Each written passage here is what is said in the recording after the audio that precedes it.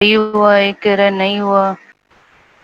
ज़्यादातर का कैसा हुआ? मैक्सिमम का गंदा था। क्यों बचे? एमसीक्यूज़ बहुत मुश्किल थे। अच्छा नहीं हुआ, गंदा हुआ है। कैसे आए हैं एमसीक्यूज़ में मार्क्स आप लोगों के? वो तो आप देख सकते हो ना। ठीक हुआ है, अक्सर का अच्छा नहीं हुआ। एमसीक्यूज़ मुश्किल थे, गंदे, लेंथी थे। अच्छा चलो और कोई बात नहीं, अल्लाह तुम लोगों को कामयाब करेगा। यूएचएस के लिए अपने आप को अच्छा तैयार करो, ठीक है? और इंशाल्लाह होप सून कि ये कोरोना का जो पेंडेमिक है ये अब जल्द ख़त्म हो जाएगा। बताने लायक नहीं है मैम, कोई बात नहीं बच्चे अहमद, कोई बात नहीं, अगला अच्छा हो जाएगा। परेशान नहीं होना, पढ़ना है अपना और अच्छी तैयारी रखो। एक टेस्ट खराब होने से कोई बात नहीं, अगले टेस्ट की अच्छी तैयारी रखो और यूएचएस के लिए अपने आप को अच्छा तैयार करें, ठीक है? क्योंकि अब देखो आहिस्ता-आहिस्ता ये कोरोना का पेंडेमिक थोड़ा-सा अब कम हो रहा है, इसलिए बैक टू कॉलेज भी इंशाल्लाह होप सून के जल्दी होगा आप लोगों का।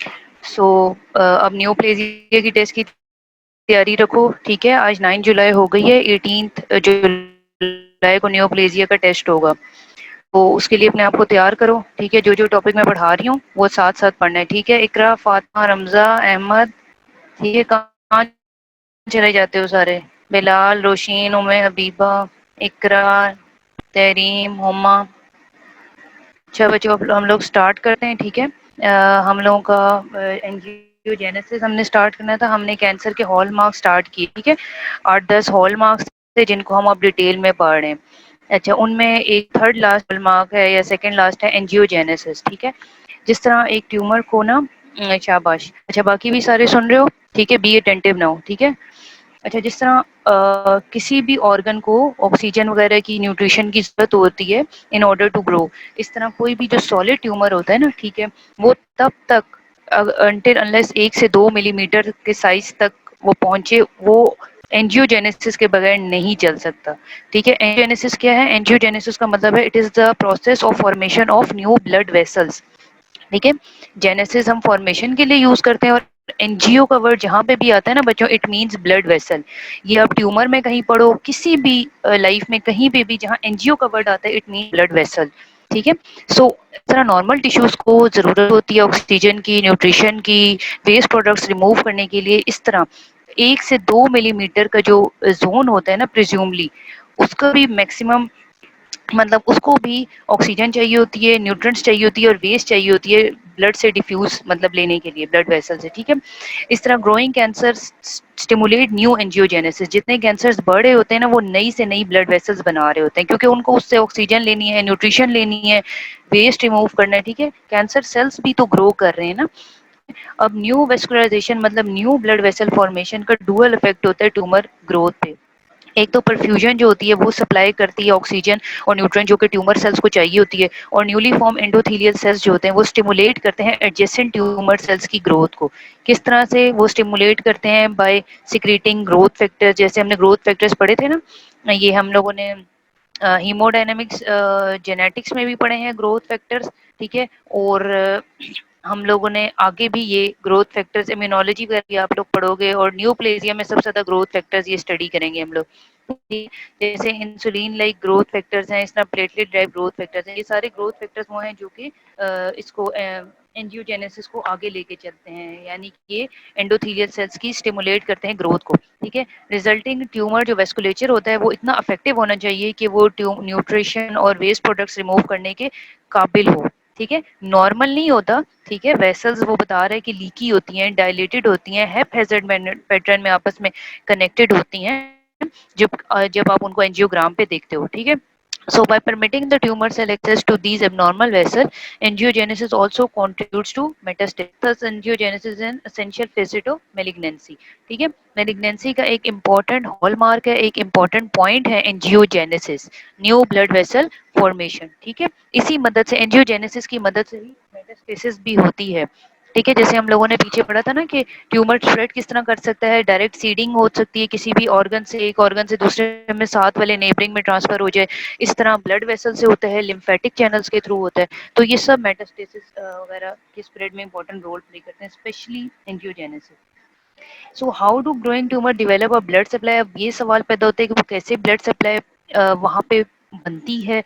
करंट जो सिचुएशन है उसमें ये है कि angiogenesis is controlled by balance between angiogenesis promoters and inhibitors. In angiogenic tumours this balance is skewed in favour of promoters. ठीक है, नॉर्मली क्या, जब एंजियोजेनेसिस हो रही होती है तो एक बैलेंस होता है एंजियोजेनेसिस प्रोमोटर और इनहिबिटर्स में, मतलब वेसल बनना और वेसल का ना बनना, उसके बीच में एक बैलेंस चल रहा होता है। जब ये एंजियोजेनिक ट्यूमर्स होते हैं ना, जब इनमें वेसल्स फॉर्मेशन हो रही होती है तो ये बैलेंस ज्यादातर प्रोमोटर की तरफ चला जाता है, ज्यादा ब्लड वेसल्स बनने की तरफ, उसको प्रमोट करने की तरफ। Early in their development, most human tumors do not induce angiogenesis. Starved of nutrition, these tumors remain small or in situ, possibly for years, until an angiogenic switch terminates this stage of vascular quiescence. ठीक है, वो आपकी book में बताता है कि mostly जो tumours होते हैं ना वो एंजियोजेनेसिस शुरू में नहीं प्रोड्यूस करते, इसलिए मोस्टली ट्यूमर्स का आप लोगों को पता नहीं चलता। ठीक है, वो न्यूट्रिशन के बगैर एक या तो छोटे छोटे से रहते हैं या फिर इन सीटू होते हैं। इन सीटू मतलब एक साइड पे खामोशी से पड़े रहते हैं काफी सालों तक, जब तक कि कोई एंजियोजेनिक स्विच नहीं होती। मतलब जैसे आप स्विच करते हो ना इलेक्ट्रिक स्विच को, एक स्विच होती है जो कि इस टर्मिनेट करती है इस खामोशी को, इसको तोड़ती है जाके, वो न्यू ब्लड वेसल फॉर्मेशन को प्रोमोट करेगी। So molecular basis of angiogenic switch involves increase production of angiogenic factor and loss of angiogenic inhibitor. वही बात, दीज फैक्टर में produce by tumour cell themselves, या तो ट्यूमर सेल्स खुद ये factor produce करते हैं या बाय इन्फ्लेमेटरी सेल जैसे मैक्रोफेजेस। ठीक है, अब तुम लोगों को एमसीक्यू आ सकता है कि कौन ये जो एंजियोजेनिक फैक्टर्स है ये कौन प्रोड्यूस करता है? क्या ट्यूमर सेल प्रोड्यूस करते हैं, या ट्यूमर सेल प्रोड्यूस नहीं करते, क्या इन्फ्लेमेटरी सेल प्रोड्यूस करते हैं, क्या कोई और सेल्स प्रोड्यूस करते हैं? ठीक है, तो यहाँ पे सारा लिखा है। इसके इस तरह प्रोटीजेस कुछ एंजाइम है जो कि ट्यूमर सेल्स रिलीज करते हैं, या stromal cell in response to tumour are also involve in regulating the balance between angiogenic and anti-angiogenic. Many proteases can release pro-angiogenic basic fibroblast growth factor that is stored in the extracellular matrix. Conversely, the angiogenesis inhibitor angiostatin and endostatin are produced by the proteolytic cleavage of plasminogen and collagen respectively. ठीक है, अब वो बता रहा है कि जितने भी प्रोटीएजेस एंजाइम्स है ना वो pro angiogenic basic factors release करते हैं जो कि एक्स्ट्रा सेलुलर मैट्रिक्स में स्टोर होते हैं, फाइब्रोब्लास्ट ग्रोथ फैक्टर। ये सब ट्यूमर्स में एंजियोजेनेसिस में रोल प्ले करते हैं। इसके बरक्स जो कुछ एंजियोजेनेसिस इनहिबिटर्स हैं उनके नाम भी उसने बताया, मैं बुक में, एंजियोस्टैटिन एंड एंडोस्टैटिन। ठीक है, इनके नाम बच्चों याद कर लेना कि कौन से ग्रोथ प्रोमोटिंग फैक्टर हैं और कौन से एंजियोजेनेसिस इनहिबिटिंग फैक्टर्स हैं। So, a local balance of the angiogenic and anti-angiogenic factor is influenced by several factors. Relative lack of oxygen due to hypoxia, ठीक है, stabilizes H1, F1, alpha and oxygen sensitive transcription factor, which then activates the transcription of pro-angiogenic cytokines, vascular endothelial growth factor and fibroblast growth factor. ठीक है, जब lack of oxygen होगी ना hypoxia की वजह से, उसकी वजह उस वक्त क्या होता है कि ये ऑक्सीजन सेंसिटिव ट्रांसक्रिप्शन फैक्टर जिसका नाम बताया हुआ है H1F1 वो स्टिमुलेट हो जाता है। ठीक है, वो एक्टिव करेगा प्रो एंजियोजेनिक साइटोकाइन जैसे जितने भी ग्रोथ फैक्टर है ना, vascular endothelial growth factor, fibroblast growth factor, इन सबको एक्टिवेट करते हैं। ये फैक्टर्स फिर क्या करते हैं, एंजियोजेनिक ग्रेडियंट एक प्रोड्यूस करते हैं, नई एंडोथेलियल सेल्स को प्रोलिफरेट करेंगे, न्यू ब्लड वेसल्स की ग्रोथ में हेल्प करेंगे।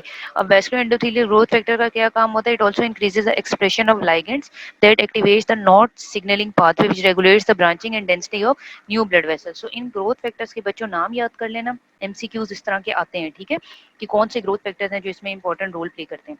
सो mutation involving the tumour suppressor and oncogenes in cancer also tilt the balance. अब ये वही बात आ गई, ट्यूमर सप्रेसर्स और ऑन्कोजीन्स ये भी हमने पीछे पढ़े थे कि इनकी म्यूटेशन हो उस वक्त भी एंजियोजेनेसिस का जो बैलेंस है ना वो टिल्ट हो सकता है। ठीक है, for example P53 can stimulate expression of anti angiogenic molecules such as thrombospondin 1 and repress the expression of pro-angiogenic molecules such as vascular endothelial growth factor.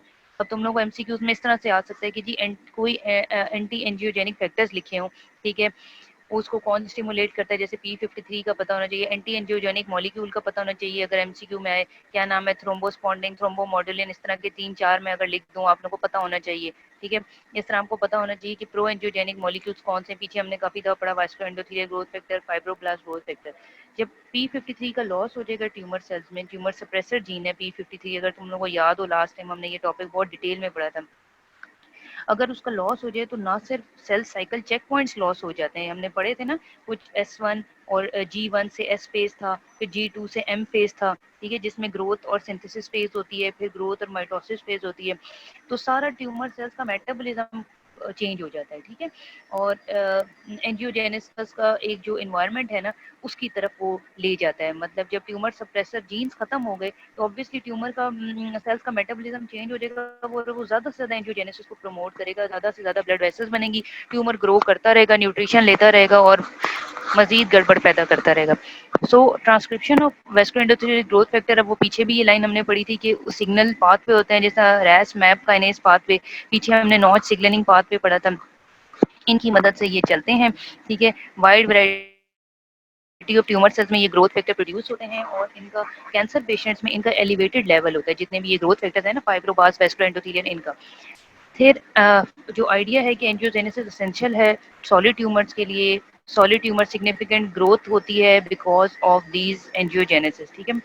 And these agents are now a part of armamentarium that oncologist use against cancer. Cardinal example is bevacizumab, ठीक है, एक antibody है, neutralise करती है vascular endothelial growth factor activity को और multiple cancers की therapy में यूज होती है, ठीक है। जब ग्रोथ फैक्टर्स को वो न्यूट्रलाइज करेगी, इसका मतलब है एंजियोजेनेसिस नहीं होगी, ट्यूमर रुक जाएगा, ठीक है। सो ये एक ड्रग है, ठीक है, बेवासिजुमैब, ठीक है। ये एंटीबॉडी है जो कि न्यूट्रलाइज करती है और कैंसर की ट्रीटमेंट में यूज करती होती है, ठीक है। अच्छा, आगे कुछ मैकेनिज्म है जो परसिस्टेंस और प्रोग्रेशन ऑफ कैंसर में हेल्प करते हैं, ठीक है। या फिर जो एंजियोजेनेसिस इनहिबिटर्स के तौर पे एक्ट करते हैं मैकेनिज्म, वो अभी इतने क्लियरली नहीं पता, ठीक है। कुछ ट्यूमर सब क्लोन्स हैं जो कि बन रहे हैं, ठीक है, by virtue of greater invasive metastatic potential gain, जो कि होस्ट वेसल्स को एक्सेस कर लेते हैं।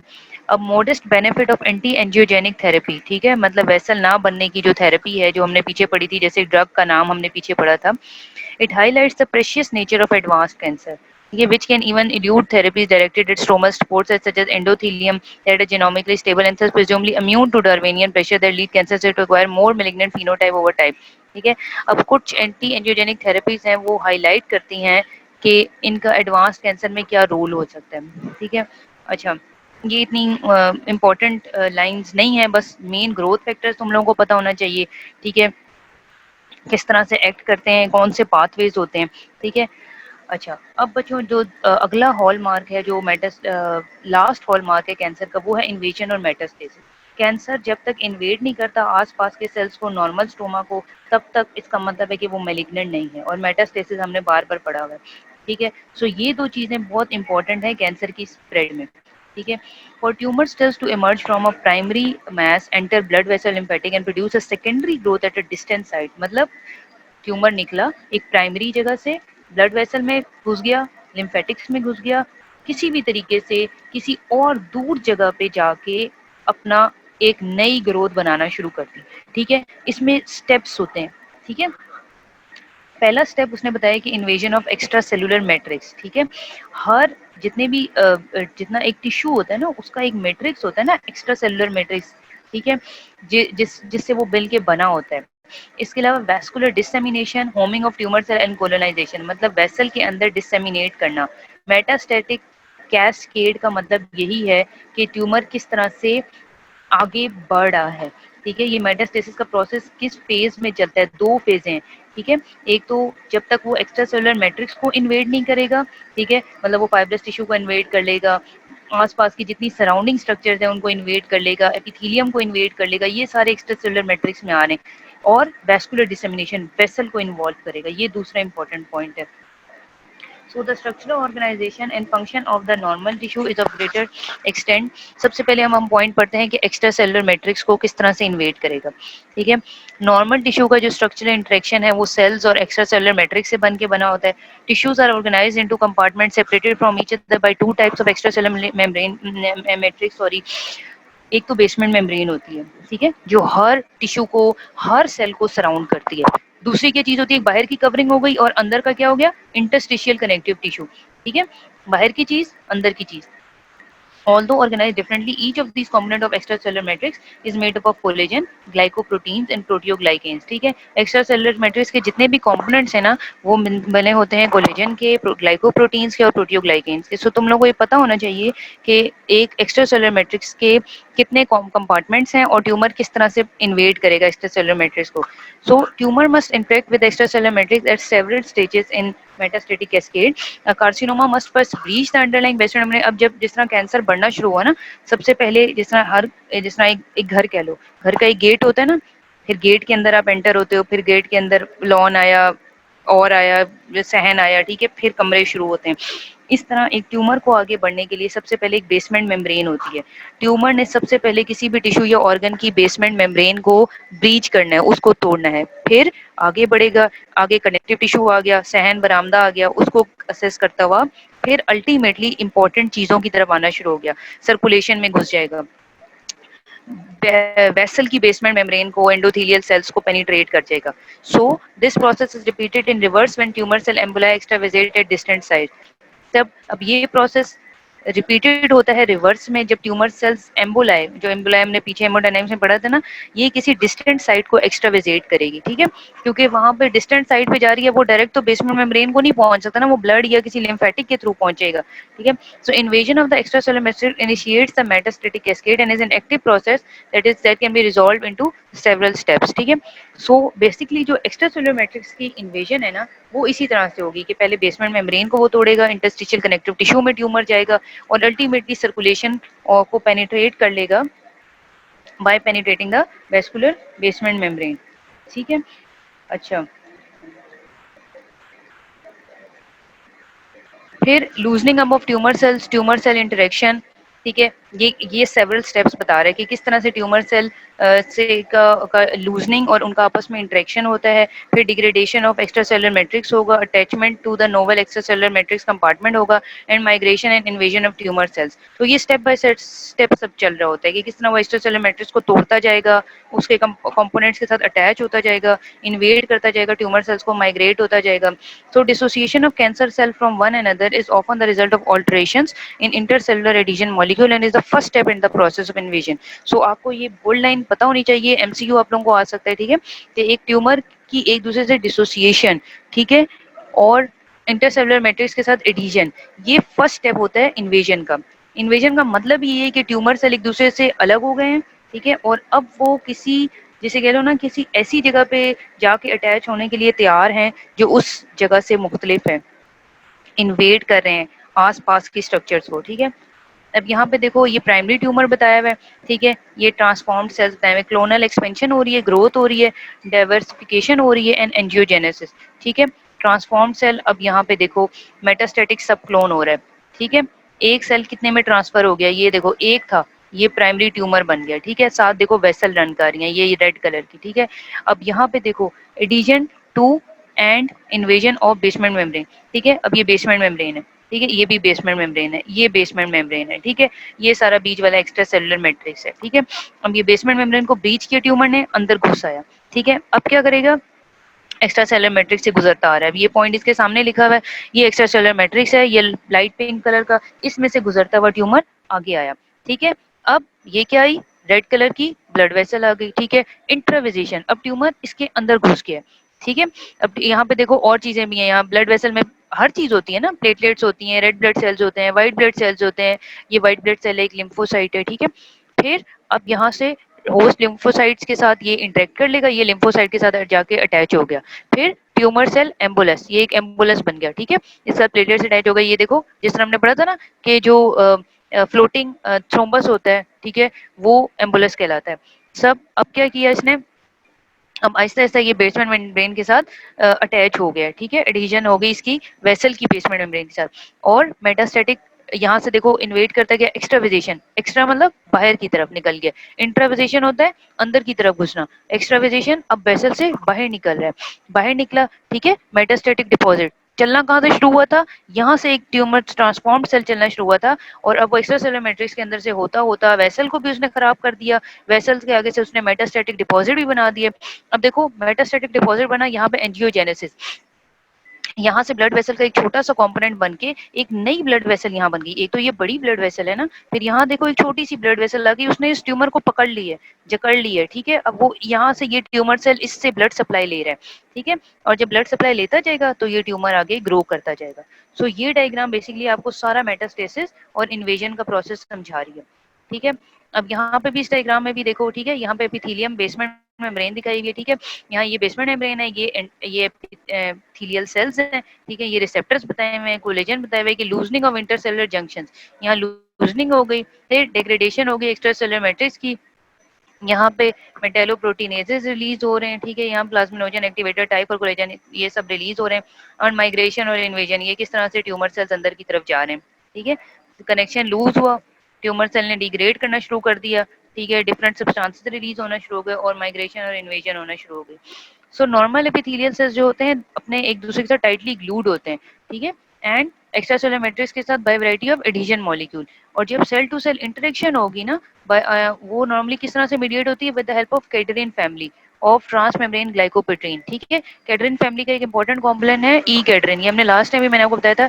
कैडरिन से याद रखना है ADH एडहेर, ठीक है, जो कि एपिथेलियल सेल्स का एक इंपॉर्टेंट कॉम्पोनेंट है, और ये एपिथेलियल सेल्स को आपस में एडहेर बांध के रखता है, जोड़ के रखता है। इट मीडिएट्स द ई से एपिथेलियम याद रखनी है, और कैडरिन से एडहेरेंस से याद रखना है, ADH से एडहेर, एपिथेलियल सेल्स को आपस में ग्लूड करके देखता है, ये ग्लाइकोप्रोटीन है, ठीक है। It mediates the homotypic adhesion of epithelial cell serving to both hold the cell together and to relay signal between the cell. और जितने भी एपिथेलियल ट्यूमर्स होते हैं, जैसे एडिनोकार्सिनोमा कोलोन का है, स्टमक का है, ब्रेस्ट का है, ई कैटरिन फंक्शन खत्म हो जाता है। खत्म कैसे हो गया? क्योंकि जब तक वो खत्म नहीं होगा, इसका मतलब है कि एपिथेलियल सेल्स आपस में जुड़े रहेंगे। जब ई कैटरिन का फंक्शन ही खत्म हो गया, इसका मतलब है कि एपिथेलियल सेल्स आपस में टाइटली बाइंड नहीं रहे, अब वो लूजन हो जाएंगे। जब वो लूज होंगे तो ट्यूमर सेल अंदर घुसना शुरू हो जाएंगे, और इस तरह ट्यूमर आगे इन्वेड करता जाएगा। So degradation of the basement membrane and interstitial connective tissue is the second step in invasion. पहला स्टेप हमने क्या पढ़ा था? Dissociation of cancer cell from one and other. Cancer cells एक दूसरे से अलग होकर इंटरसेलुलर एडिशन मॉलिक्यूल्स के साथ और इंटरेक्ट करते हैं, ठीक है। फर्स्ट स्टेप इन्वेजन का। सेकंड स्टेप हमने पढ़ा, बेसमेंट मेम्ब्रेन टूटी और इंटरस्टिशियल कनेक्टिव टिश्यू के अंदर ट्यूमर घुसना शुरू हुआ, सेकंड स्टेप ऑफ इन्वेजन है। सो ट्यूमर सेल में accomplish this by other secreting proteolytic enzyme, जाहिर है वो वहां पे कुछ एंजाइम भी रिलीज करेगा, ठीक है, फैक्टर्स रिलीज करेगा, या स्ट्रोमल सेल से कुछ fibroblast inflammatory cells factor release करेंगे, प्रोटीएजेस वगैरह, ठीक है। So different family of proteases इसमें रोल प्ले करती हैं, ये पीछे यहाँ पे लिखी हुई थी इस डायग्राम में, ये मैट्रिक्स मेटालोप्रोटीनेजेस ये वाली बच्चों पे, ठीक है। और इसके अलावा ये कैडरिन्स वगैरह, इसके अलावा ये रिसेप्टर्स अटैच हैं, लेमिनिन वगैरह, टाइप 4 कोलेजन, ठीक है, ये सब उसने जिक्र किया हुआ है यहाँ पे।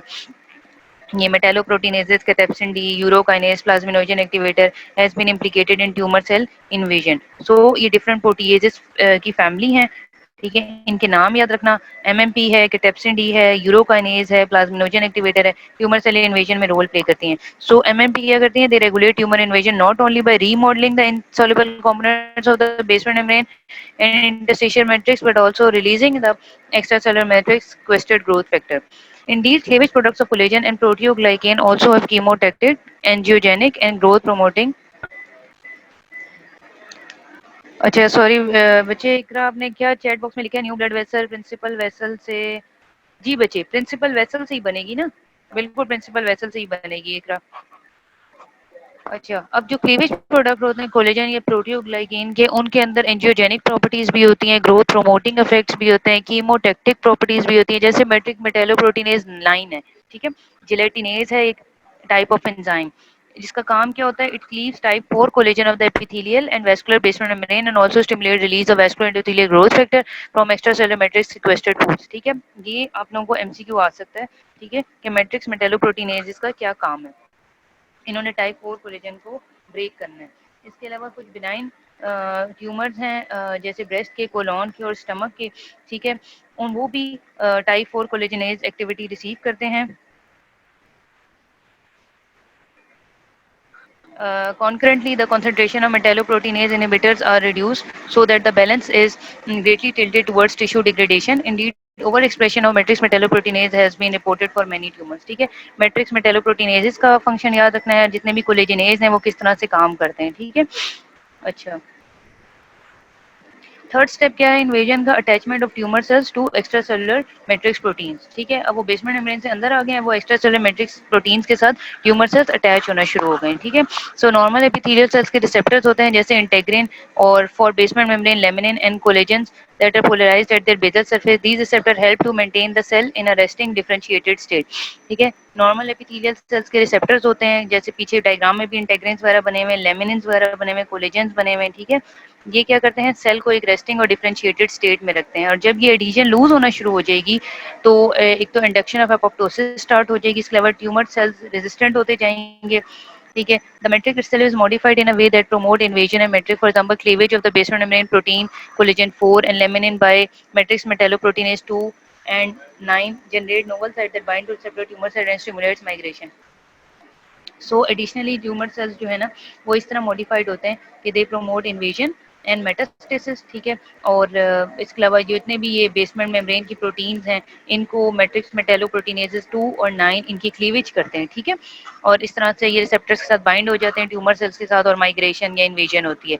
And last step is locomotion, final step of invasion. अच्छा, अब ये इन्वेजन के स्टेप्स तुम लोगों को पता होना चाहिए, एमसीक्यू अगर तुम लोग को आए कि मेटास्टेसिस के इंपॉर्टेंट स्टेप्स, ठीक है, या इन्वेजन के इंपॉर्टेंट स्टेप्स, ठीक है, किस तरह से ट्यूमर इन्वेड करता है, ये तुम लोगों को पता होना चाहिए। ये 4-5 स्टेप्स हैं, ठीक है।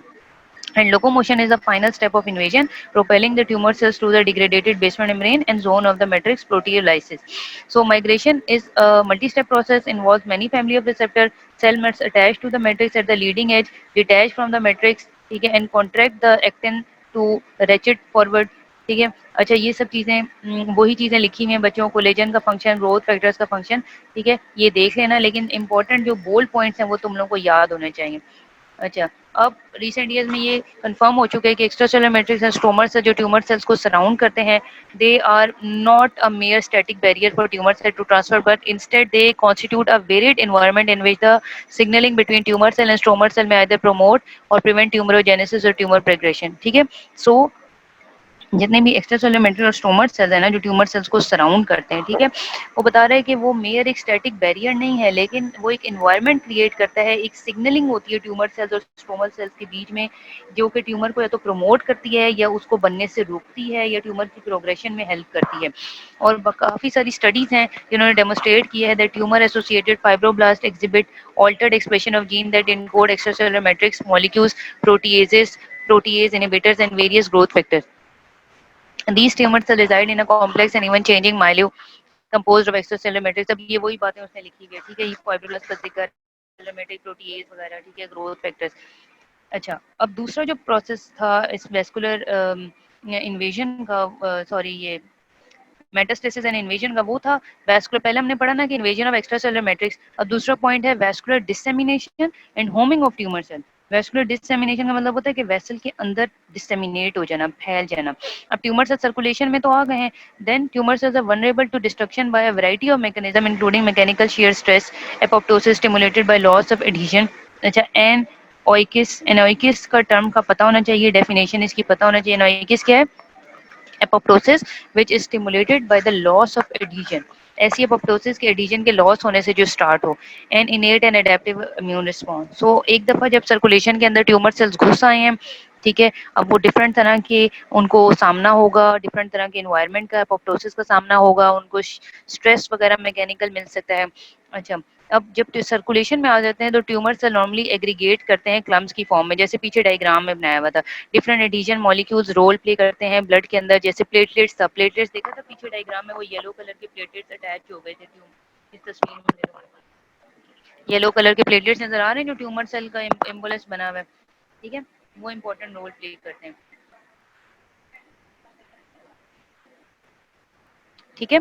इसके अलावा arrest and extravasation of tumor emboli at distant side involves adhesion to the endothelium.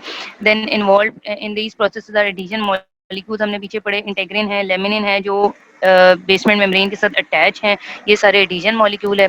अब एक लाइन यहाँ पे ये कह रहा है कि of particular interest is the CD44 adhesion molecule which is expressed in normal T lymphocyte and is used by these cells to migrate to selected sites in lymphoid tissue, and such migrations accomplished by binding of CD44 to hyaluronate on high endothelial venues, ठीक है। CD44 एक addition molecule है, वो भी important role play करता है, ठीक है। सो solid tumour frequently express CD44 which appears to enhance their spread to lymph node and other metastatic sites, ठीक है। CD44 an adhesion molecule most notably expressed on solid tumor.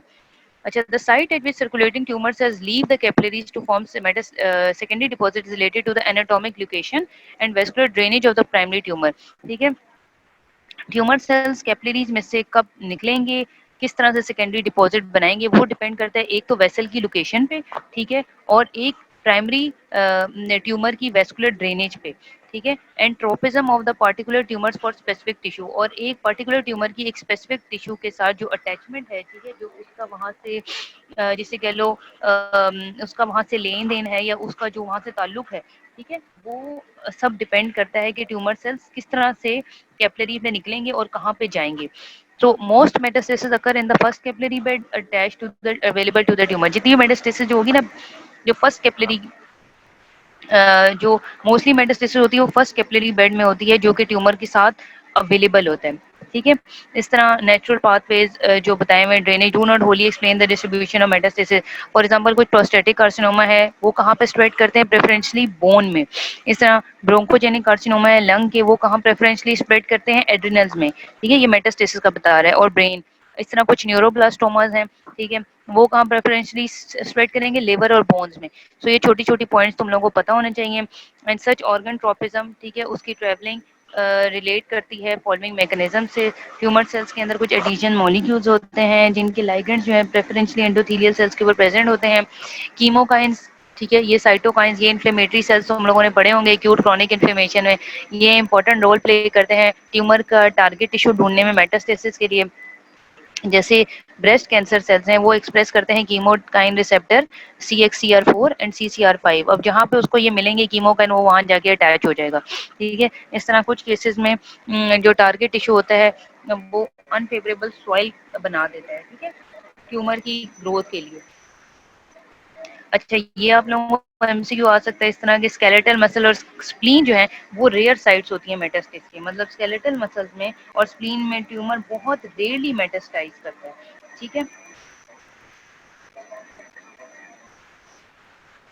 despite their cleverness in escaping the tissue of origin, circulating tumor cells are quite inefficient in colonizing the distant organ. Moreover, even when metastases are established, they may grow to only small, clinically insignificant size. Indeed, the concept of dormancy refers to the prolonged survival of micrometastasis without progression. Dormancy का मतलब ये है ना कि एक tumour dormant है, ठीक है, प्रोलॉन्ग सर्वाइव करता है, काफी अरसे तक डोरमेंट पड़ा रहता है, खामोश. ठीक है, इस तरह आगे वो माउस में बता रहा है. अच्छा, अब ब्रेस्ट कैंसर की एग्जांपल दी हुई है उसने. Breast cancer metastasis to bone are mostly osteolytic because of activation of osteoclast in metastatic site. ठीक है, जो ब्रेस्ट कैंसर मेटास्टाइज करते हैं ना बोन को, वो ज्यादातर ऑस्टियोलिटिक होते हैं, मतलब वो बोन को तोड़ते हैं. ठीक है, और इसके अलावा जब ऑस्टियोक्लास्ट एक्टिवेट हो जाते हैं मेटास्टेटिक साइट पे, इसका मतलब ये होता है कि बोन की तोड़ फोड़ शुरू हो जाएगी. ठीक है, तो इसलिए बोन स्कैन वगैरह कराते हैं ज्यादातर ब्रेस्ट कैंसर फीमेल पेशेंट्स में. अगर ब्रेस्ट कैंसर है काफी आगे स्टेज पे चला गया है तो उस पेशेंट का बोन स्कैन होना बहुत जरूरी है क्योंकि ब्रेस्ट कैंसर ज्यादातर बोन्स में फैलता है. ठीक है, तो फीमेल्स का नॉर्मली पूरा बॉडी का बोन स्कैन करवाते हैं. अच्छा, इस तरह ब्रेस्ट कैंसर सिक्रीट करता है कुछ पैराथायराइड हार्मोन रिलेटेड प्रोटीन जो कि ऑस्टियोब्लास्ट को स्टिमुलेट करती है टू मेक रैंक लाइगेंड. अब रैंक लाइगेंड एक्टिवेट करेगी ऑस्टियोक्लास्ट को जो कि बोन मैट्रिक्स को डिग्रेड करेगा, ग्रोथ फैक्टर प्रोड्यूस करेगा. ठीक है, और ये फिर आगे से मजीद गड़बड़ होती जाएगी. ठीक है, अच्छा, अब मॉलिक्यूलर जेनेटिक्स हम मेटास्टेसिस के डेवलपमेंट में पढ़ लेते हैं कि किस तरह से ये मॉलिक्यूलर लेवल पे मेटास्टेसिस होती है. कुछ ट्यूमर, वो क्वेश्चनिंग आपकी बुक में हुई भी है कि क्यों कुछ ट्यूमर्स ही मेटास्टाइज करते हैं, क्यों, वो कौन से जेनेटिक एपिजेनेटिक चेंजेस हैं तो मेटास्टेसिस को अलाउ करती हैं, मेटास्टेटिक प्रोसेस इतना इनएफिशिएंट क्यों है. ठीक है, कुछ काफी थ्योरीज हैं जो इसमें रोल प्ले करती हैं. अब नॉन मेटास्टेटिक प्राइमरी ट्यूमर एक दिखाया हुआ है ये ब्लू कलर का. ठीक है, इसमें देखो मेटास्टेटिक वेरिएंट आया और ये मेटास्टेसिस हो गई. फिर मेटास्टेटिक सिग्नेचर, ठीक है, direct metastasis, metastatic signature and variants इसमें आ गए. ये भी मेटास्टेसिस हो गई. स्ट्रोमल रिस्पांस आया, इमरजेंस ऑफ मेटास्टेटिक वेरिएंट और मेटास्टेसिस. अब वो यहाँ बता रहे हैं कि mechanism of metastasis development with in a primary tumour किस तरह से होती है. पहले एक नॉन मेटास्टेटिक उसने प्राइमरी ट्यूमर दिखाया हुआ है, ठीक है, मेटास्टाइज नहीं करेगा. Left side of the diagram 4 models are presented. A में किस तरह उसने बताया हुआ है कि metastasis caused by rare variant clone that develop in the primary tumour. अब ये देखो इसके अंदर वेरिएंट आ गए ये रेड कलर के. ठीक है, मेटास्टेसिस अब दूसरे में उसने बताया हुआ है. और फिर आगे देखो ये सारा मेटास्टेसिस हो गया.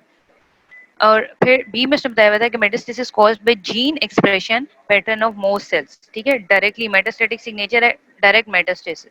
सी में उसने बताया हुआ कि combination of A and B उसने बताया हुआ है, ठीक है, मेटास्टेटिक सिग्नेचर भी है और साथ वेरिएंट्स उसमें आ गए और ये भी मेटास्टेसिस हो गई है, लेकिन ये मिक्सचर हो गया है, ठीक है।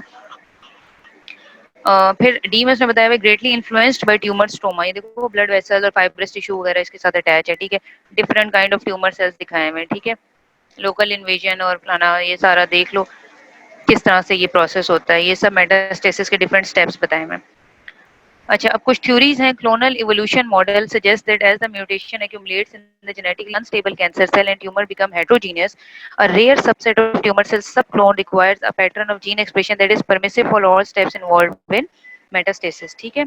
जैसे जैसे म्यूटेशन क्रिएट होती जाएंगी अनस्टेबल सेल्स में, ट्यूमर हेट्रोजीनस बनता जाएगा, ठीक है, डिफरेंट क्लोनिंग होती जाएगी जीन एक्सप्रेशन की और मेटास्टाइज करता जाएगा। अब कुछ ब्रेस्ट कैंसर के सबसेट्स हैं जिनके अंदर मेटास्टेटिक जीन एक्सप्रेशन सिग्नेचर होती है similar to that found in metastasis, although no clinical evidence for metastasis is obtained. It is hypothesized that in these tumors with a metastatic signature, most if not all cells develop a predilection for metastatic spread during early stages of carcinogenesis. अब वो एक hypothesised कर रहा है इस model में कि जितने इस तरह के ट्यूमर्स होते हैं उनमें एक मेटास्टेटिक सिग्नेचर प्रेजेंट होता है। Most if not all cells develop a predilection, ज्यादातर नहीं, ठीक है, मोस्ट, लेकिन मोस्टली, सारे नहीं लेकिन मोस्टली उनके अंदर मेटास्टेटिक स्प्रेड की पोटेंशियल होती है, प्री डायलेक्शन होती है अर्ली स्टेजेस में, ठीक है, ये मेटास्टेटिक सिग्नेचर बताया हुआ है बी में, ठीक है। अब थर्ड आइडिया वो कह रहे हैं कि above to suppose that the metastatic signature is necessary but not sufficient for metastasis, ठीक है, ये भी एक थ्योरी का पॉइंट बता रहा है क्लोनल मॉडल जो इवोल्यूशन मॉडल है। फाइनली एविडेंस है कि capacity for metastasis involve not only the properties intrinsic but लेकिन इसके अलावा स्ट्रोमा, इम्यून सेल्स, एंजियोजेनेसिस जो पीछे वेसल के साथ ये लगी हुई है ना चीजें डी में, ये सब भी रोल प्ले करती हैं। सो one open question is whether there are genes whose principal or sole contribution to tumorigenesis is to control metastasis, ठीक है, जीन्स का रोल। और इसके अलावा metastasis is a complex phenomena, ठीक है, which involves a variety of steps and pathways. It is thought that metastasis oncogenes या metastasis suppressor genes are few in number. A metastasis suppressor gene होता क्या है? It is defined as a gene whose loss promotes the development of metastasis. ठीक है, जिसने हमने tumour suppressor gene पढ़ा था, इसका एक metastasis suppressor gene है जो लॉस हो जाएगा, इसका मतलब होगा कि मेटास्टेसिस होगी, ठीक है। अच्छा, अब ऐसे candidates for metastasis oncogenes are snail and twist which encode the, अब ये मेटास्टेसिक ऑन्कोजीन्स बताए हुए, ठीक है, जिसने हमने ट्यूमर ऑन्कोजीन्स पढ़े हुए ना, इस तरह मेटास्टेसिस के भी ऑन्कोजीन्स जिसका नाम स्नेल एंड ट्विस्ट है, ये नाम है, ठीक है, which encodes the transcription factor whose primary function is to promote the epithelial to mesenchymal transition, epithelial E for epithelium, M for mesenchymal and T for transition.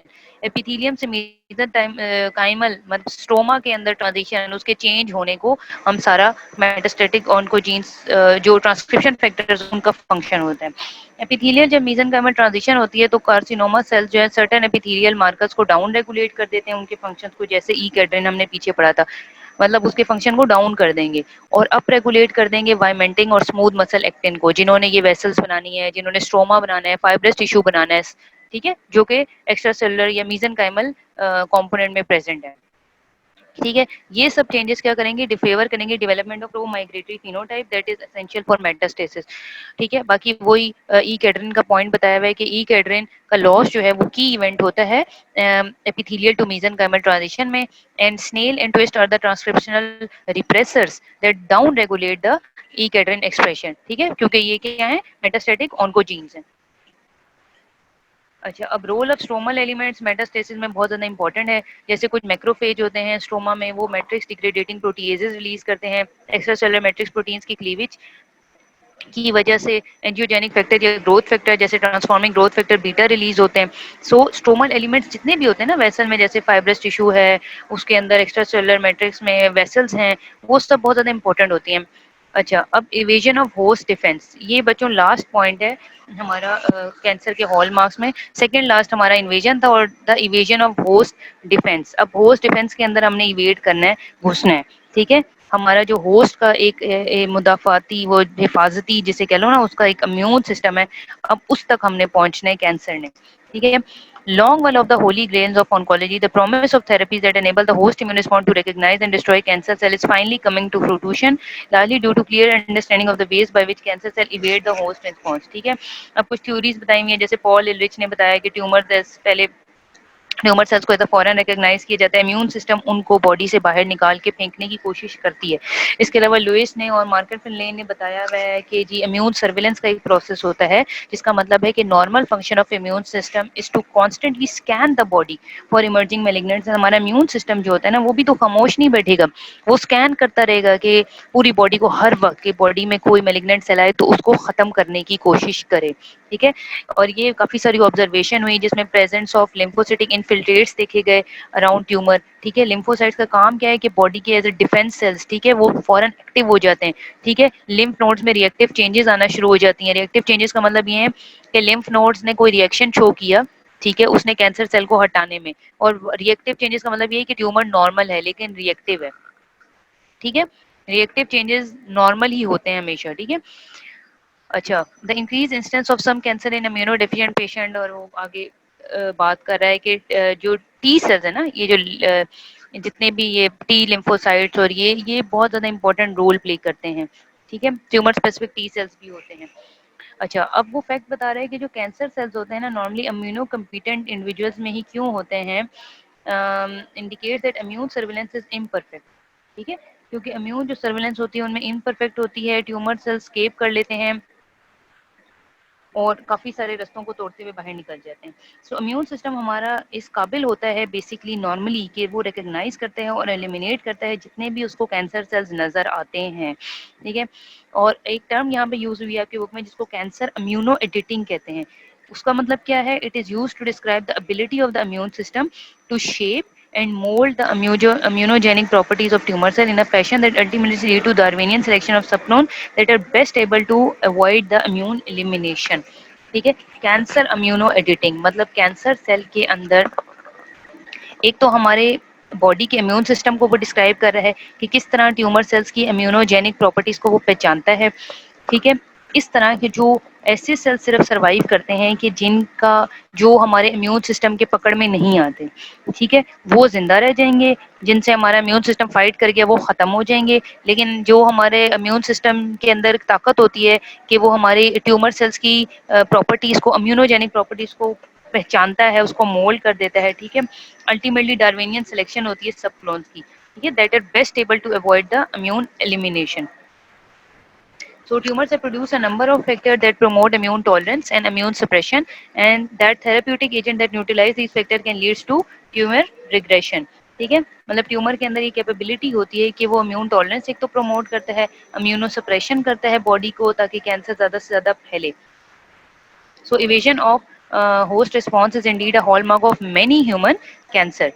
अब tumour antigens क्या होते हैं? Antigens found in tumour cell that elicit an immune response have been demonstrated in many experimentally induced tumors and in some human cancers.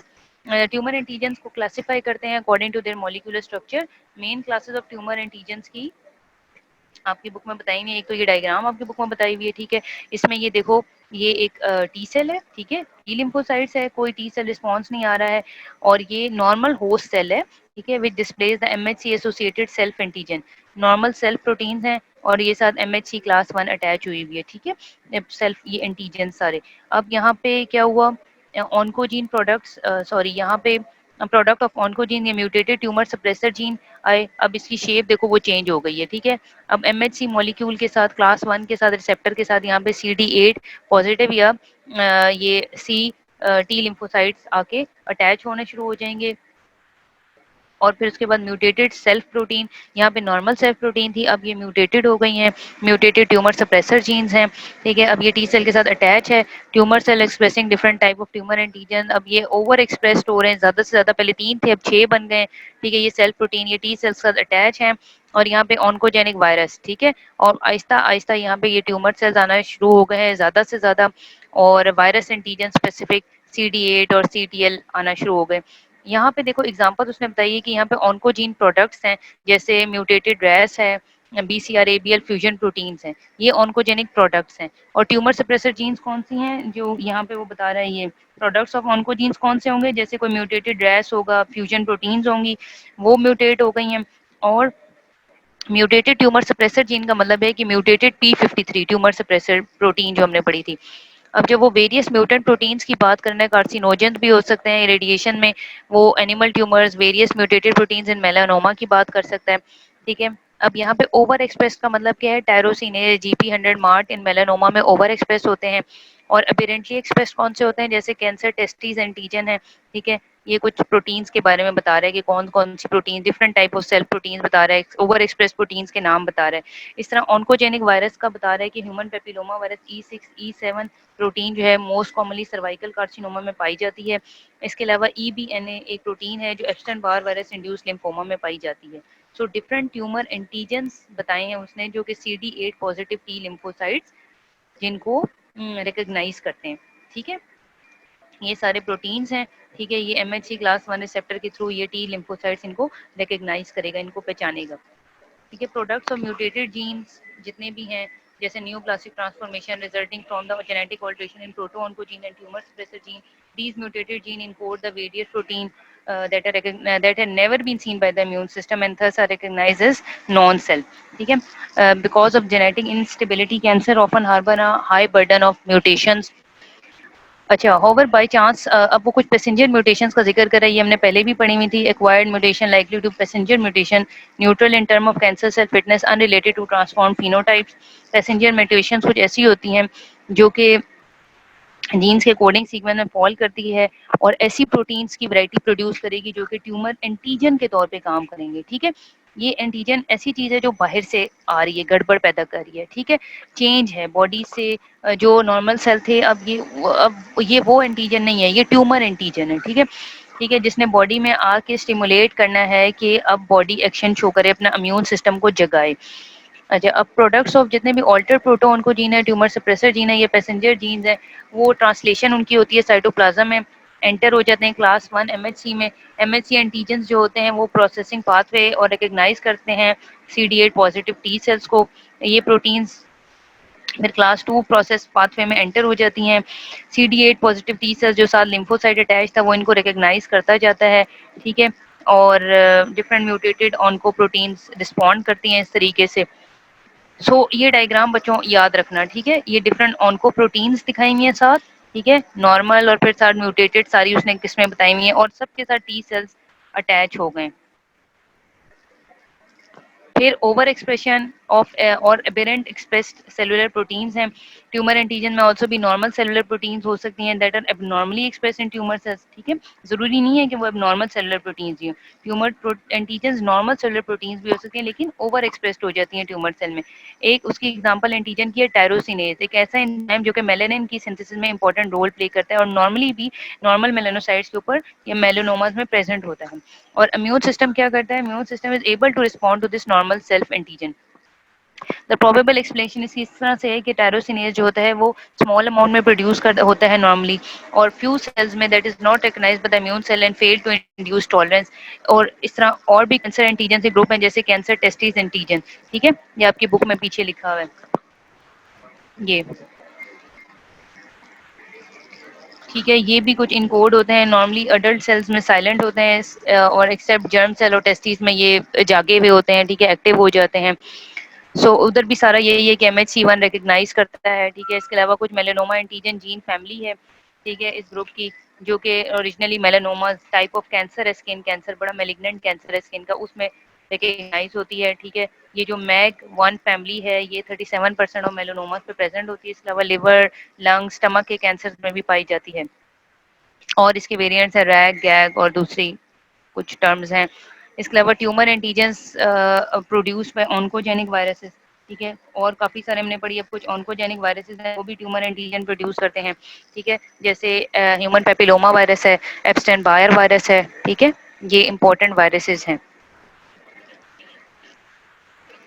और ये oncogenic है, ठीक है, मतलब ये कैंसर बनाते हैं ये वायरस, ह्यूमन पेपिलोमा वायरस भी और Epstein Barr virus. Human papilloma virus मैंने लास्ट टाइम भी तुम लोगों को बताया था कि सर्वाइकल कार्सिनोमा में बहुत इंपॉर्टेंट रोल प्ले करता है, ठीक है। इस तरह two most thoroughly recognised oncofetal antigens हैं, ठीक है, जो carcinoembryonic antigen and alpha fetoprotein, ये नॉर्मल एंटीजेंस जो हैं ऑन फीटल लाइफ में प्रेजेंट होते हैं, ठीक है। लेकिन अगर ये बड़े लाइफ में प्रेजेंट हैं तो इसका मतलब है ये ऑन्कोफीटल एंटीजेंस हैं, ये ऑन्कोजेनेसिस में, कैंसर में बहुत इंपॉर्टेंट रोल प्ले करते हैं। अगर किसी पेशेंट का CEA कार्सिनो एम्ब्रियोनिक एंटीजन जो कि उसके फीटल लाइफ में प्रेजेंट था, वो अगर रेज आ रहा है, इसका मतलब है कि उसको कोलॉन का कैंसर है, ठीक है। तो इस तरह की चीजें, कुछ मार्कर्स हैं जो कि ऑन्कोफीटल एंटीजेंस के तौर पे रोल प्ले करते हैं। अच्छा, अब ये ऑन्कोफीटल एंटीजेंस का उसने दोबारा से बताया हुआ है कि that are express they are proteins, basically ये प्रोटीन्स हैं। एंटीजन जितने भी होते हैं ना वो प्रोटीन्स होते हैं बच्चों, ठीक है। They are express at high level on cancer normal developing foetal tissue में भी प्रेजेंट होते हैं, और हाई कैंसर सेल्स में बहुत हाई लेवल में ये पाए जाते हैं। जैसे इसकी एग्जांपल उसने फिर बताई हुई है कि कार्सिनो एम्ब्रियोनिक एंटीजन या अल्फा फीटोप्रोटीन बेसिकली कहाँ होते हैं, नॉर्मल डेवलपिंग फीटल टिश्यूज में होते हैं, लेकिन कैंसर सेल्स में अगर नजर आ रहे हैं, इसका मतलब है कि कोई गड़बड़ है वहाँ पे। इसके अलावा ऑल्टर्ड सेल सरफेस ग्लाइकोलिपिड और ग्लाइकोप्रोटीन्स भी हैं, जो मोस्ट ह्यूमन या ट्यूमर सेल्स होते हैं इनके हाई लेवल एक्सप्रेस करता है ग्लाइकोप्रोटीन और ग्लाइकोलिपिड्स के, ठीक है, जो कि एक डायग्नोस्टिक मार्कर के तौर पे यूज कर सकते हैं। कुछ मॉलिक्यूल्स जैसे म्यूसिन्स वगैरह, ब्लड ग्रुप एंटीजेंस वगैरह, ठीक है, इनमें ये ऑल्टर्ड मॉलिक्यूल्स शामिल हैं। अब म्यूसिन्स क्या होते हैं, they are high molecular weight glycoprotein होते हैं जिसके अंदर कार्बोहाइड्रेट चेन्स अटैच होती हैं, ठीक है। They have dysregulated expression of enzyme that synthesize carbohydrate chains। अच्छा, इसके अलावा दे म्यूसिन्स जो हैं वो डिफरेंट हमारे जितनी भी डायग्नोस्टिक और थेराप्यूटिक स्टडीज है ना, उनका एक इम्पॉर्टेंट कंपोनेंट है। और म्यूसिन में जैसे ये ग्लाइकोप्रोटीन है ना, ठीक है, तो ये एक ट्यूमर एंटीजन CA125 और CA1919 में एक्सप्रेस्ड होता है, और CA125 और CA1919 ने जो है वो ओवेरियन कार्सिनोमा में एक्सप्रेस होते हैं। इसके अलावा MUC1 जो है वो बहुत ओवेरियन और ब्रेस्ट कार्सिनोमा में पाया जाता है। So unlike many mucin, MUX1 is an integral protein that is normally expressed only on the atypical surface of breast ductal cell, ठीक है। और डक्टल कार्सिनोमा में बहुत इंपॉर्टेंट ये इंटेग्रल मेम्ब्रेन प्रोटीन होती है, ठीक है, MUC1। सो ये MCQs में आ सकता है कि CA125 अगर रेज है एक पेशेंट में ये ट्यूमर मार्कर, तो उसका क्या ये म्यूसिन है, ये इस तरह आ सकता है कि ये म्यूसिन है या ये ग्लाइकोप्रोटीन है, आपको ये पता होना चाहिए। और दूसरा ये कि ये किस ट्यूमर में रेज होगा, CA125 रेज होगा ओवेरियन कैंसर में, MUC1 कहाँ एक्सप्रेस होगा, ओवेरियन और ब्रेस्ट कार्सिनोमा दोनों में। अच्छा, कुछ cell type specific differentiation antigen है, जैसे ट्यूमर सेल एक्सप्रेस कुछ मॉलिक्यूल्स करते हैं जो कि उनके सेल्स ऑफ ओरिजिन पे प्रेजेंट होते हैं, इसको हम कहते हैं differentiation antigen, because they are particularly specific for any particular lineage या stage of various cell type, ठीक है। एंटीबॉडीज अगेंस्ट CD20 जो कि एक ट्रांस मेम्ब्रेन प्रोटीन है, वो नॉर्मल मेच्योर बी सेल्स में नॉर्मली प्रेजेंट होती है, or have broad cytocidal activity against mature B cell lymphoma and leukemias में, and are used in the treatment of these tumors. These antibodies are believed to induce cell killing through various mechanisms including opsonization and phagocytosis, ठीक है। So जितने भी CD20 के against antibodies बनती हैं, CD20 क्या है, ट्रांस मेम्ब्रेन प्रोटीन है जो कि नॉर्मल मेच्योर बी सेल्स के ऊपर पाई जाती है, ठीक है। उसका मतलब ये है कि ये ब्रॉड इसकी साइटोसिडल एक्टिविटी होती है, सेल को किल करने की एक्टिविटी है, और ये मेच्योर बी लिम्फोसाइट्स और ल्यूकीमियाज वगैरह में इंपॉर्टेंट एक ट्यूमर मार्कर के तौर पे एक्ट करते हैं। और ट्रीटमेंट में भी इन ट्यूमर्स में आप इसको इसके अगेंस्ट एंटीबॉडीज यूज होती हैं। मतलब जब भी ये इस तरह के कैंसर्स होते हैं ना जिनमें जैसे लुकीमिया और लिम्फोमा में, तो आप इस CD20 के अगेंस्ट एंटीबॉडीज बनाई होती हैं मेडिसिन में जो पेशेंट यूज करता है। और ये एंटीबॉडीज क्या करेंगी, इंड्यूस करेंगी सेल की killing through several mechanism which includes opsonization phagocytosis of tumor cells, ठीक है। कोई साइटोटॉक्सिक एंटीबॉडी डिपेंडेंट साइटोटॉक्सिसिटी होती है, कॉम्प्लीमेंट फिक्सेशन होती है। एंड CD20 एंटीबॉडीज, ये वही एंटीबॉडीज अगेंस्ट CD20 को ही कह रहे हैं, ये नॉर्मल बी सेल्स को भी किल कर देती हैं। लेकिन क्योंकि हमारा जो स्टेम सेल्स, हमारा हिमेटोपोइटिक स्टेम सेल्स हैं, वो स्पेयर्ड होते हैं, सो नॉर्मल बी सेल्स दोबारा से ट्रीटमेंट के बाद री इमर्ज हो जाते हैं। अच्छा, अब बाकी CD20 का जिस तरह उसने बताया, इस तरह CD30 है, ये tumour necrosis receptor family transmembrane में इंपॉर्टेंट रोल प्ले करती है। जिस तरह ये CD20 बी लिम्फोसाइट्स के साथ अटैच थी, अब ये CD जो 30 है, ये पर्टिकुलरली T सेल लिम्फोमा या हॉजकिन लिम्फोमा का एक इम्पॉर्टेंट मेंबर है। ठीक है, और इसके अगेंस्ट एंटीबॉडीज बनाई जाती हैं डिफरेंट टाइप ऑफ कैंसर्स में, जो कि CD30 पॉजिटिव लिम्फोमा होते हैं, ठीक है। जैसे टी सेल लिम्फोमा है या मोस्ट हॉजकिन लिम्फोमास हैं। सो सेल मीडिएटेड अब एंटी ट्यूमर अफेक्टर मैकेनिज्म्स कुछ हैं बुक में लिखे हुए, जो सेल मीडिएटेड इम्यूनिटी एक डोमिनेंट एंटी ट्यूमर मैकेनिज्म है। और cytotoxic T lymphocyte, natural killer cell और मैक्रोफेजेस ये इंपॉर्टेंट रोल प्ले करते हैं, ठीक है, as an anti tumour effect, ठीक है। They react against the tumour antigens, ठीक है।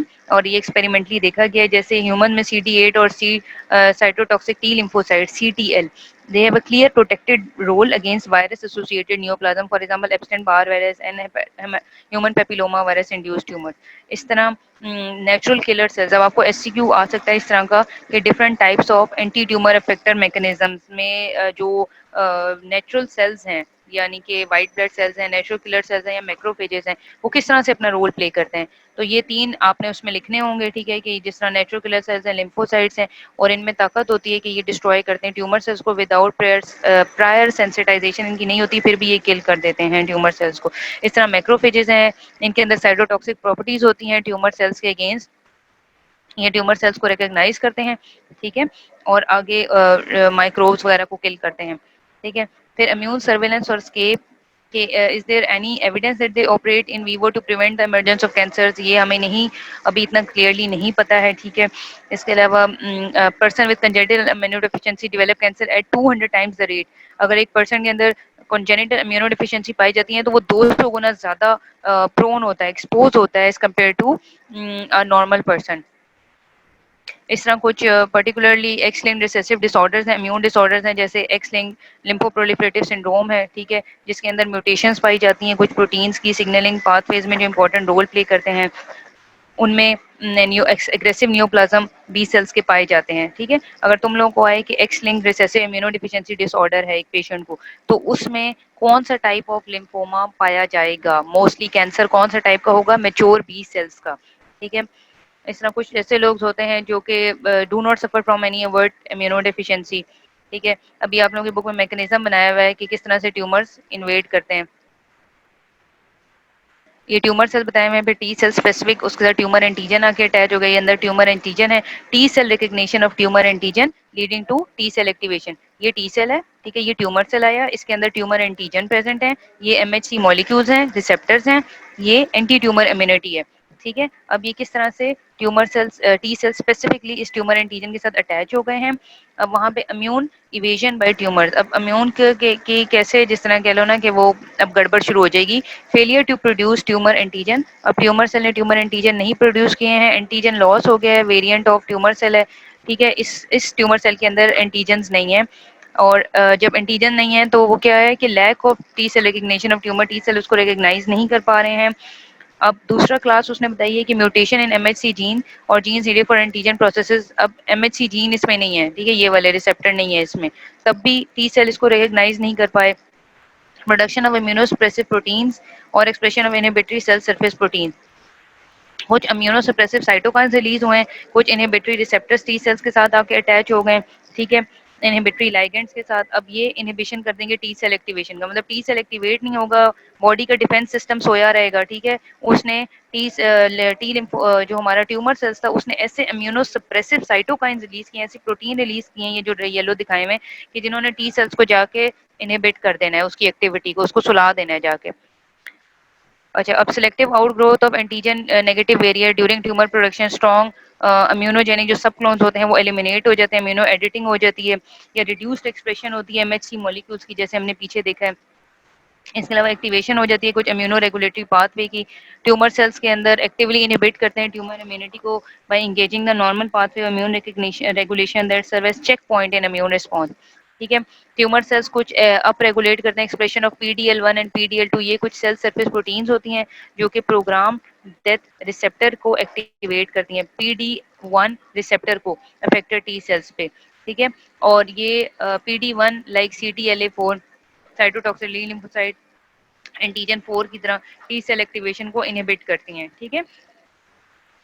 अब एंटीबॉडीज, ऐसी एंटीबॉडीज जो कि इन PD1 रिसेप्टर्स को या cytotoxic T lymphocyte antigen 4 receptors को एक्टिवेट ब्लॉक कर देगी, ठीक है, तो वो ट्यूमर्स की एडवांस स्टेज सॉलिड ट्यूमर्स के ट्रीटमेंट में एक इम्पॉर्टेंट रोल प्ले करती हैं। अच्छा, इसके अलावा कुछ secretion of immunosuppressive factor by cancer cells कुछ इम्यूनोसप्रेसिव फैक्टर्स प्रोड्यूस करते हैं। ठीक है, several host transforming growth factor beta large quantities में सिक्रीट होते हैं जो कि इम्यूनोसप्रेसेंट के तौर पे एक्ट करते हैं। अच्छा, कुछ ट्यूमर्स हैं जो कि गैलेक्टिन प्रोड्यूस करते हैं, जो कि sugar rich lectin like factors हैं, जो कि टी सेल रिस्पॉन्स को स्क्यू करेंगे, फेवर करेंगे इम्यूनो सप्रेशन को। ठीक है, ये सारे इम्यूनो सप्रेसिव फैक्टर बॉडी के इम्यून सिस्टम को कम कर रहे हैं, खत्म कर रहे हैं। इसके अलावा induction of regulatory T cells, tumour cell produce factor that favour the development of immunosuppressive regulatory T cell which contributes to immuno evasion. सबका मकसद यही है कि सब ट्यूमर सेल इम्यूनो सप्रेशन कर रहे हैं। ठीक है, अच्छा, इसके अलावा ये वही बात उसने लिखी हुई है कि एंटीबॉडीज उसके CTLA4 और PD1 के अगेंस्ट इंपॉर्टेंट रोल प्ले करती हैं। अच्छा, लास्ट हमारे पास 2 मिनट से हम जेनोमिक इंस्टेबिलिटी को देख लेते हैं। हमने जेनेटिक्स में भी ये टॉपिक पढ़ा था। जेनोमिक इंस्टेबिलिटी का मतलब है कि ऐसी जेनेटिक एबरेशन या changes that increases the mutation rate are very common in cancer and they expedite the acquisition of driver mutation that are required for transformation and subsequent tumour progression. ठीक है, ऐसी changes genomic instability, jeans के अंदर instability हो रही है, ऐसी changes आती जा रही हैं जो कि म्यूटेशन के रेट को कैंसर में तेज कर रही हैं, एक्सपीडिट कर रही हैं, तेज कर रही हैं इस प्रोसेस को। ड्राइवर म्यूटेशन ज़्यादा से ज़्यादा गेन कर रहे हैं cell that are required for tumour progression and for tumour transformation.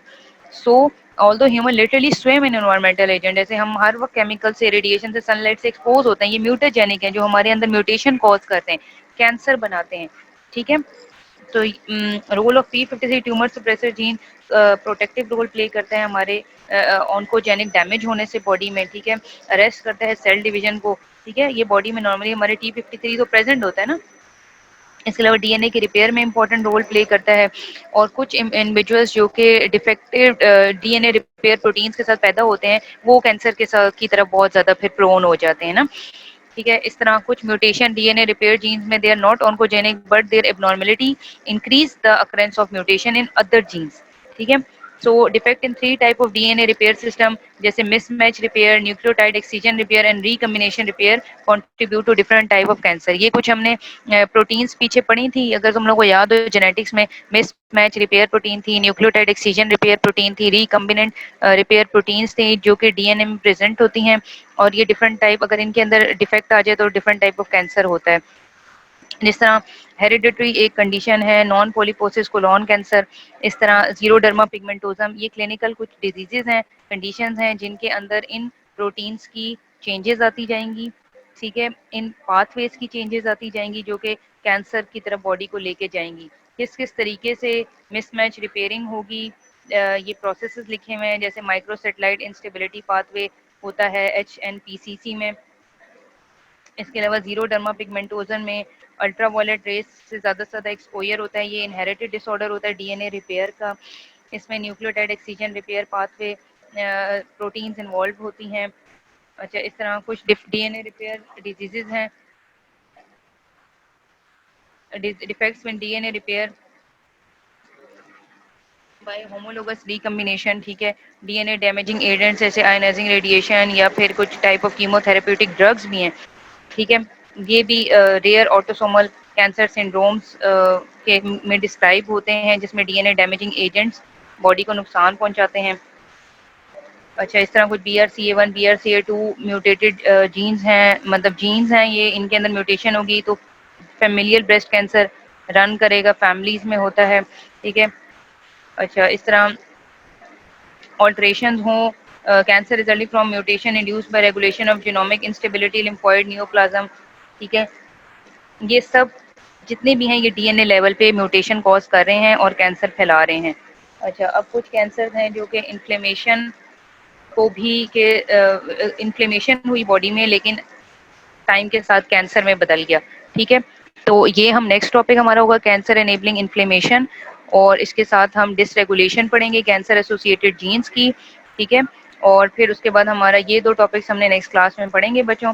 और फिर उसके बाद हमारे 2 टॉपिक्स इंपॉर्टेंट रह जाएंगे जो कि हम सैटरडे को करेंगे। एक तो कार्सिनोजेनिक एजेंट्स हम पढ़ेंगे, और दूसरा हम पढ़ेंगे मॉलिक्यूलर लेवल पे किस तरह से चेंजेस होती हैं, कार्सिनोजेनिक एजेंट्स क्या गड़बड़ पैदा करते हैं, और लेबोरेटरी डायग्नोसिस।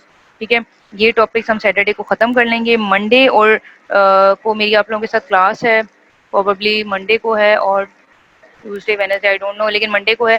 तो अगली जो क्लास मेरी आप लोगों के साथ है, मैं वो चाह रही हूँ कि हमारी रिवीजन की हो, नेक्स्ट वीक से हम रिवीजन करें। इस वीक हम नियोप्लेजिया को वाइंड अप करेंगे, ठीक है बच्चों।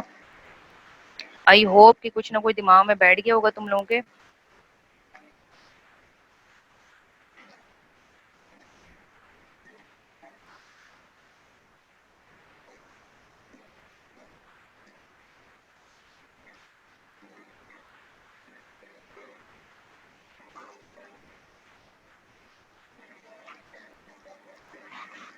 अच्छा, अगर किसी को कोई क्वेरी हो, ठीक है, सो नेक्स्ट क्लास में हम लोग डिस्कस करेंगे उससे डिटेल में।